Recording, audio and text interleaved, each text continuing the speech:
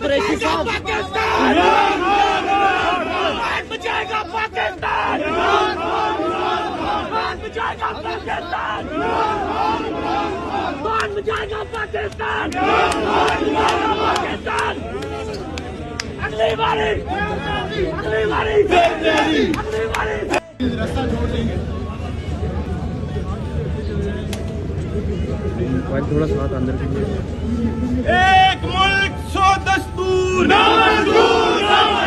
ایک ملک سو دستور. دوستو 380 دن بعد بہادر شاہ محمود قریشی کی رہائی نے تحریک انصاف کے چاہنے والوں کو خوش کر دیا. 70 سالہ بہادر شاہ محمود قریشی نے یہ ثابت کر دیا ہے کہ وہ واقعی بہادر اور عمران خان کے مخلص دوست ہیں، ورنہ 10 ماہ سے زیادہ جیل شاید ان کے حوصلے توڑ دیتی. دوستو جو وفادار ہوتے ہیں جیل ان کے حوصلے نہیں توڑ سکتی، بلکہ ان کے حوصلے پہلے سے زیادہ بلند ہو جاتے ہیں. اسی وجہ سے شاہ محمود قریشی کا شمار تحریک انصاف کے اہم ترین رہنماؤں میں کیا جاتا ہے، کیونکہ انہوں نے اپنے اوپر شدید ظلم برداشت کیے لیکن اپنے عظیم لیڈر عمران خان کے خلاف جھوٹی گواہی نہیں دی. اگر یہ بھی دیگر لوٹوں کی طرح ڈیل کر لیتے تو انہیں کب کی رہائی مل جاتی. لیکن اس بہادر بوڑھے شیف نے سارے بے ضمیر لوٹوں کو پیغام دیتے ہوئے کہا کہ اولڈ ایج ہونے کے باوجود اپنے لیڈر کے وفادار ہیں. عمران خان صاحب کی خدمت میں حاضر ہوں گا اور ان سے ملاقات کروں گا.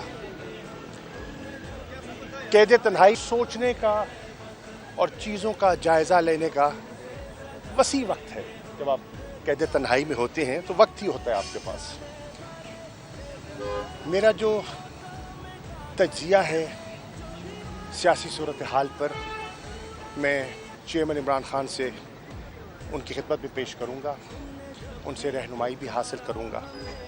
لیکن سب سے پہلے آج لوگ انگلیاں اٹھا رہے ہیں، یہ صرف عمران خان اور شاہ محمود قریشی سے انتقام کے علاوہ اور کچھ بھی نہیں. جس طرح لوگ عمران خان سے محبت کرتے ہیں اسی طرح پورا پاکستان جانتا ہے یہ جھوٹا کیس صرف عمران خان جیسے بڑے لیڈر کو بدنام کرنے کی سازش ہے. آج میری ساتھی جج جسٹس سمن رفت نے بھی عمران خان کو باعزت بری کرنے کا میرے ساتھ فیصلہ کر لیا ہے. انشاءاللہ کل عمران خان زمان پارک میں اپنے چاہنے والوں کے درمیان ہوں گے. دوستو اس حوالے سے اپنی رائے کا اظہار کامنٹ سیکشن میں دیں. ویڈیو اچھی لگے تو لائک کریں اور اس چینل کو سبسکرائب کریں. قریشی صاحب بچائے گا پاکستان، بچائے گا پاکستان،